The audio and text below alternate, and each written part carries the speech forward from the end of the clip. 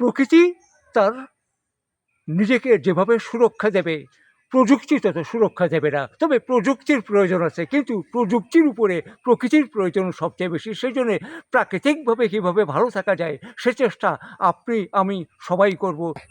বিলের মাঝখান দিয়ে দুই সাইডে যাতে আর কি দৃষ্টিনন্দন হয়, এবং বর্ষার সময় যাতে ঝড়ের মৌসুমে যাতে বজ্রপাতের ঝুঁকিটা কমে যায়, সেজন্যই। এটা হচ্ছে সজল কুমার বিশ্বাসে দেখেন যে শেকড় এর তল পর্যন্ত চলে গেছে গবেষণায়। চারাটা খুবই প্রশস্ত হয়েছে।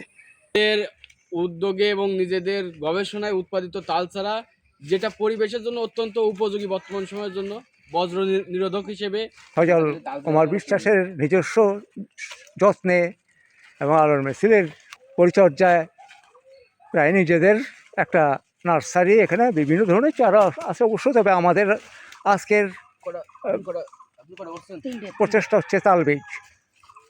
গতবারের মতো আমরা বামনডাঙ্গায় যে তাল গাছ লাগাচ্ছিলাম সেটাও আজকেও লাগানো হবে সেখানে।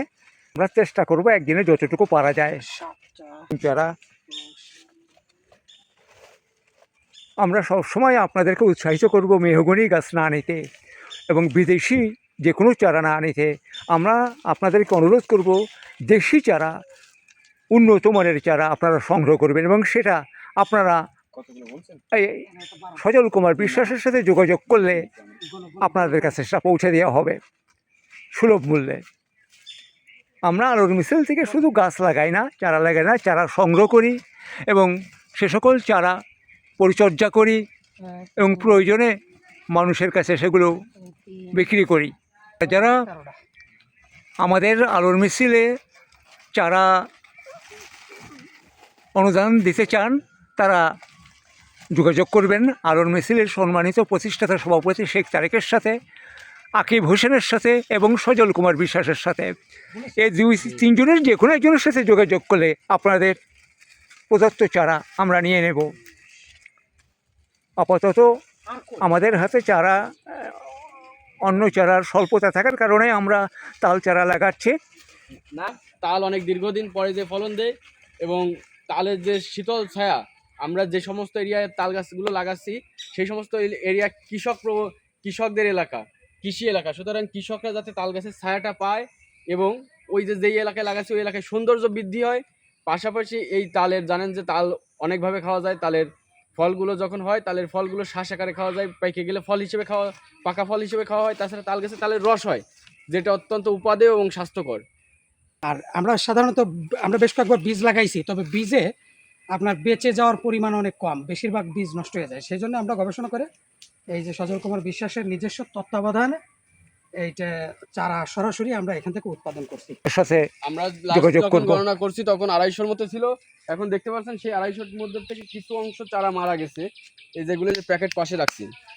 আমাদের এই সড়কের দুই পাশে যদি আমরা তালের চারা রোপণ করতে চাই, আমাদের চারা লাগবে 1000। আমাদের কাছে আছে প্রায় 300-র মতো। এখন 700 চারা লাগবে। 200 হবে, 200-র মতো চারা আছে, এখন 800 চারা লাগবে। সুতরাং আমরা যদি এই সড়কটাকে দৃষ্টিনন্দন করতে চাই তাহলে আমাদের আরও 800 চারার প্রয়োজন। এই 800 চারা আমাদের বিভিন্ন জায়গা থেকে সংগ্রহ করতে হবে। যদি আপনারা আর্থিক সাহায্য অথবা সরাসরি চারা দেন আমাদের জন্য আরও ভালো হয়। তাইলে আমরা এই চারাগুলো আমরা এই বছরের মধ্যে আমরা এই রাস্তাটা আপনার তালের চারা দিয়ে কমপ্লিট করতে পারবো। আশা করি আগামী 5 বছরের মধ্যে একটা দৃশ্যমান পরিস্থিতি এখানে তৈরি হবে। ধন্যবাদ। সম্মানিত সুধীবৃন্দ, আলোর মিছিলের পক্ষ থেকে আপনাদেরকে আন্তরিক প্রীতির শুভেচ্ছা জানাচ্ছি। আমরা গত 2 দিন আগে আমরা বামনডাঙ্গা তেরোখাদা উপজেলায় আমরা তালের বীজ রোপণ করেছিলাম। আজকেও আমরা এখানে কিছু তালের বীজ আছে, সেটা সংগ্রহ করে নিয়ে যাচ্ছে, আমরা সেখানে রোপণ করব। প্রকৃতি তার নিজেকে যেভাবে সুরক্ষা দেবে, প্রযুক্তি তত সুরক্ষা দেবে না। তবে প্রযুক্তির প্রয়োজন আছে, কিন্তু প্রযুক্তির উপরে প্রকৃতির প্রয়োজন সবচেয়ে বেশি। সেই জন্যে প্রাকৃতিকভাবে কীভাবে ভালো থাকা যায় সে চেষ্টা আপনি আমি সবাই করব। তারই একটা অংশ হিসাবে আমরা শুধুমাত্র তালের বীজ লাগাচ্ছি, যা ওই খোলা জায়গায় দুপাশে প্রচুর বিল এবং খোলা বিল এবং মানুষের বসতি, যেখানে মানুষ চলাচল করলে কোনো শেড নেই, ছায়া নেই, যেখানে বজ্রপাত হলে যে কোনো মুহূর্তে যে কোনো মানুষের বা প্রাণীর মৃত্যু হতে পারে, সেরকম জায়গায় আমরা এই তালের চারা রোপণ করব, যাতে প্রাকৃতিকভাবে কোনো বজ্রপাত হলে সে লম্বা তাল গাছ সে বজ্রপাত টেনে নিতে পারে, জীব মানুষ এবং প্রাণীর জীবন রক্ষা হতে পারে। আমরা পরিবেশ সুরক্ষায় সবসময় আপোষহীন, আমরা এভাবেই সকল চারাগুলো আমরা রোপণ করব এবং আমরা প্রাকৃতিকভাবে প্রকৃতিকে, মানুষকে, জীববৈচিত্র্যকে সুরক্ষা দেওয়ার জন্য প্রচেষ্টা করব। আপনারা আমাদের পাশে থাকবেন, সহযোগিতা করবেন, সার্বিক পরিশ্রম যা কিছু আছে আমরা সেটা করব। শুধুমাত্র আপনাদের দোয়া এবং সহযোগিতা থাকলে আমরা আশা করি অন্ততপক্ষে খুলনা জেলার ভিতরে যতগুলো উপজেলা আছে আমরা সে সকল উপজেলাগুলোকে আমরা সবুজায়ন করবার জন্য সর্বাত্মক প্রচেষ্টা চালাবো এবং আমরা খুব অচিরেই সফল হব।